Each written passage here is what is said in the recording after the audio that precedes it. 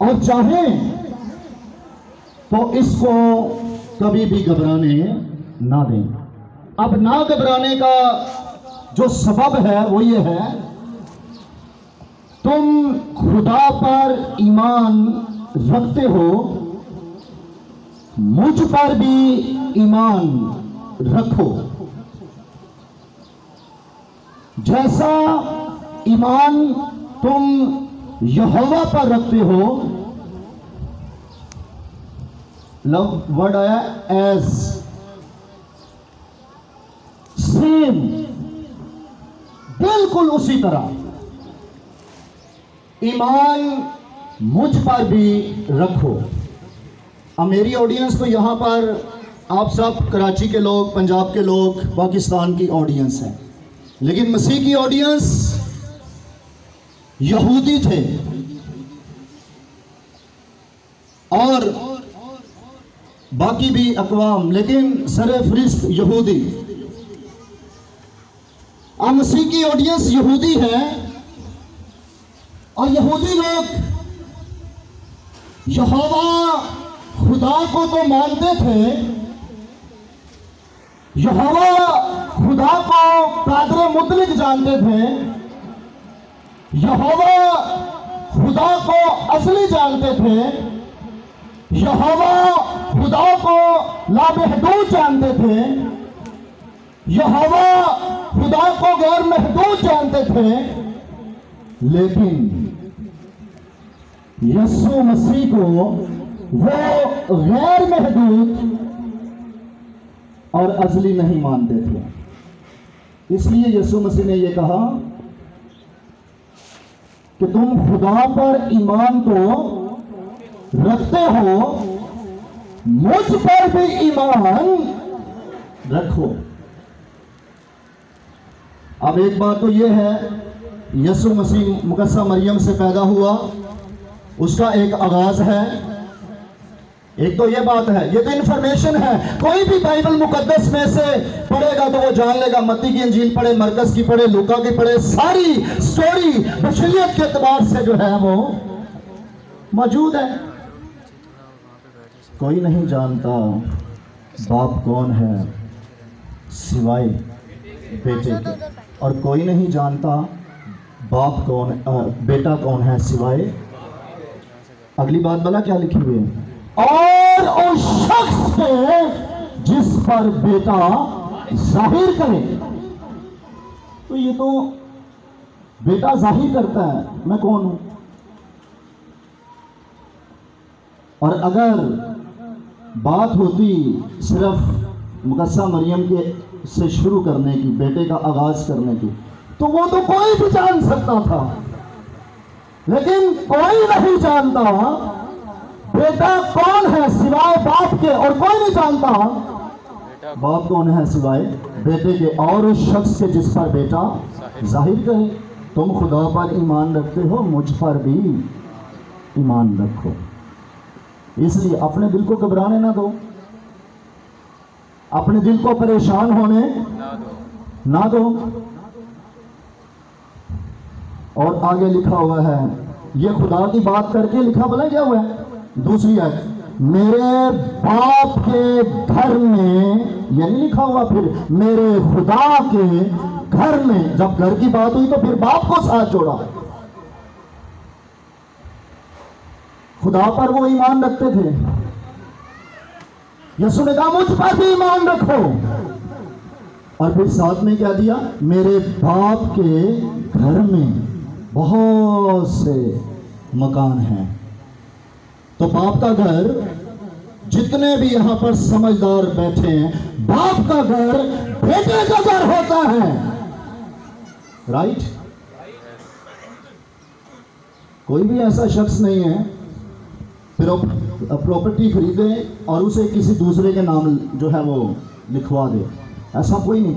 आप इंसान होकर इन बातों को समझते हैं, ये बातें समझ में आती हैं कि ये जायदाद मेरी है और इस पर हक मेरे बेटे का है। बाप है वो, उसका भी असूल है, और असूल क्या है, उसका भी असूल ये है बेटे बनो, उसका भी असूल है औलाद बनो, उसका भी असूल है लेपालिक बनो, उसका भी असूल है नए सिरे से पैदा हो जाओ। मेरे बाप के घर में बहुत से मकान हैं। मैं बड़ा हैरान होता हूँ जब लोग इस तरह का कलाम सुनाते हैं या इस ज़बूर के अंतरे को जो है ना वो गलत जो है वो इंटरप्रेट करते हैं। हाँ है मिने आगे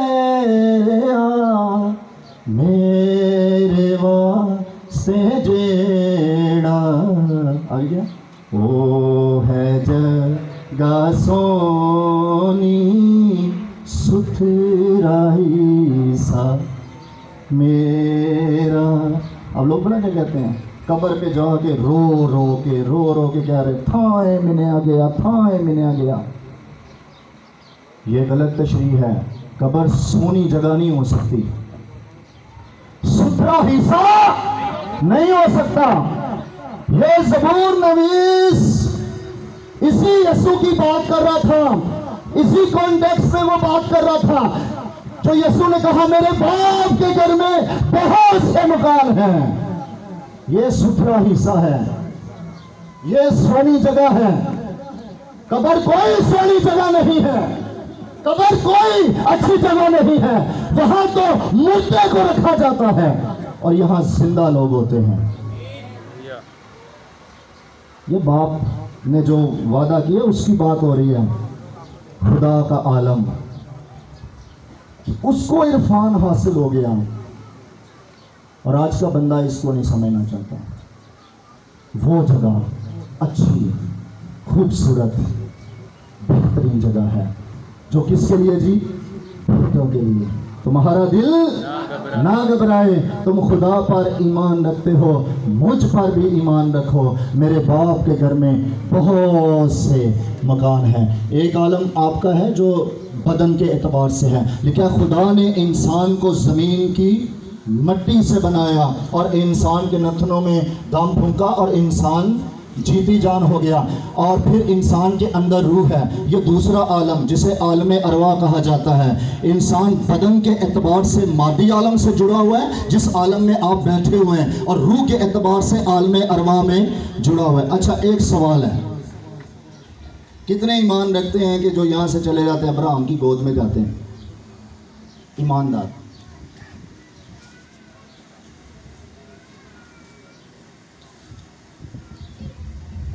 चलें, कितने ये ईमान रखते हैं कि कोई भी ईमानदार जब इस दुनिया से चला जाता है, कूच फरमाता है, अब्राहम की गोद में चला जाता है?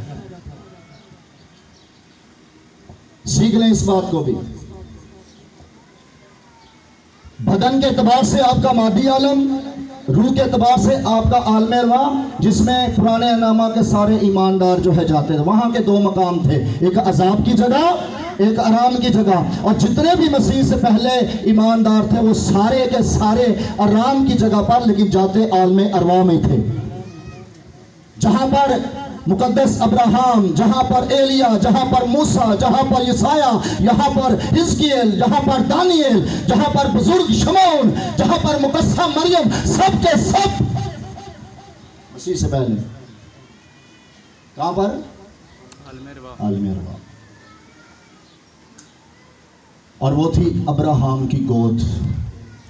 लेकिन आज ईमानदार का ये ईमान नहीं होना चाहिए, क्योंकि इफ्सियों के अंदर लिखा हुआ है जब वो आलमे बाला पर चढ़ा तो कैदियों को साथ ले गया। वो आलमे बाला पर चले गए।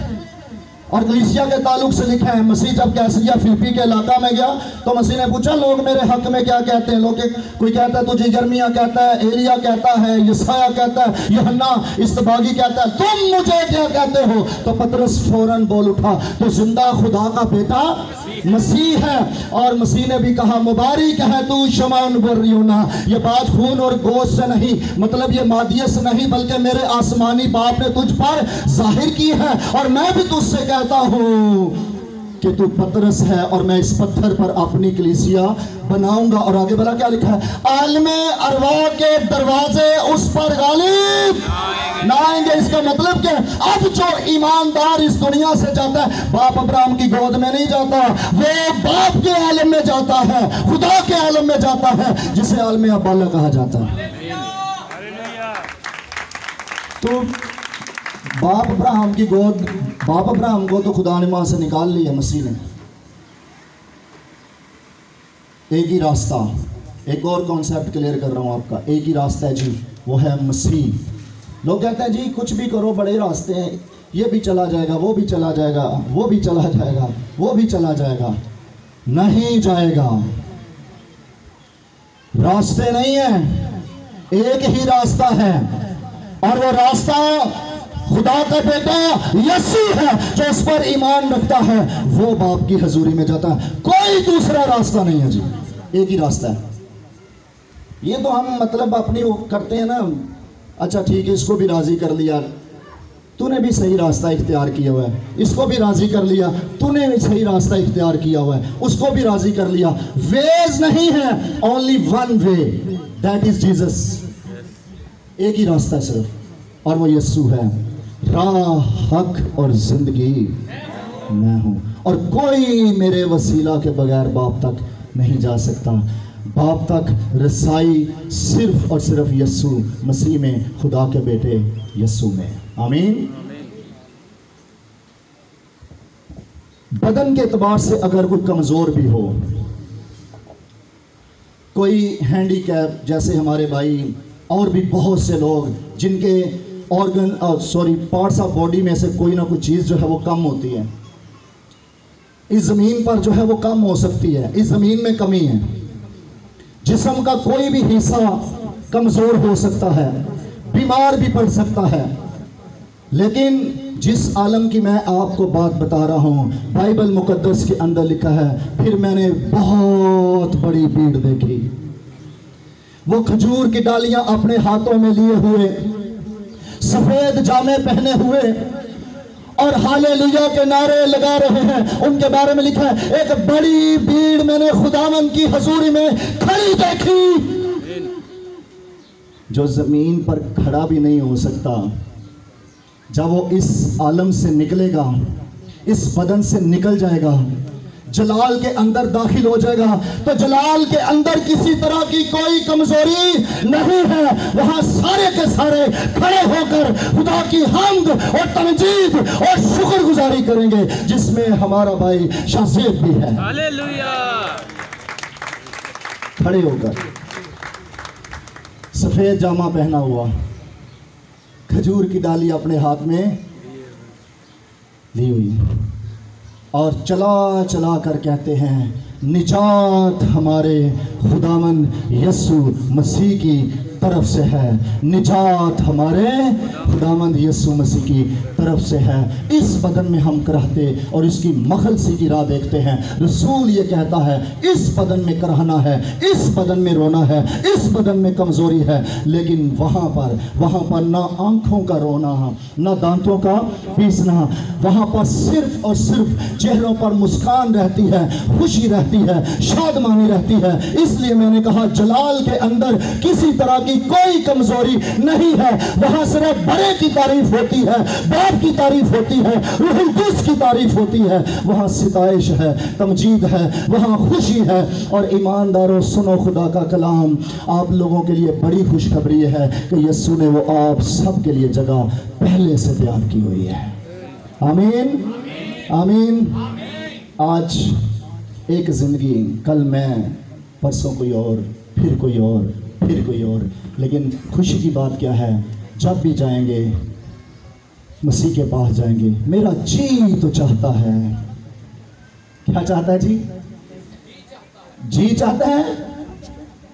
इतने को बुजुर्ग भी होगा ना, बड़ा मतलब एंड होया हुआ, अचानक गड्डी को गुजर के डर जाएगा, मौत का डर दिन रात उसे सताता है। लेकिन रसूल क्या कहता है, मेरा जी तो चाहता है। हर मसीही इस कलाम को सुन ले, हर वक्त आपका जी ये चाहता रहे, आपका दिल ये करता रहे कि मैं रूबरू जलाल के अंदर मसीह को देख सकूं। हर वक्त आपका जी ये चाहता रहे। इस बदन में हम चंद जो है वो साल हैं, कुछ देर तक यहाँ पर हैं, लेकिन हमेशा हम वहाँ पर ही रहने वाले। जी चाहता है। तो यहाँ पर लिखा है, तुम्हारा दिल ना घबराए, तुम खुदा पर, मुझ पर भी। मेरे बाप के घर में बहुत से मकान हैं। आखिर पर मैं ये कहना चाहता हूँ, ज़मीन पर रहते हुए खुदा जो है वो हमें इत्मीनान देता है। मसीह ने कहा, मैं अपना इत्मीनान तुम्हें दिए जाता हूँ। जिस तरह दुनिया देती है वैसे नहीं देती। जितने भी आपके घर में है क्या, सब ने कहा बहन जी तसल्ली करो, तसल्ली करो, तसल्ली करो।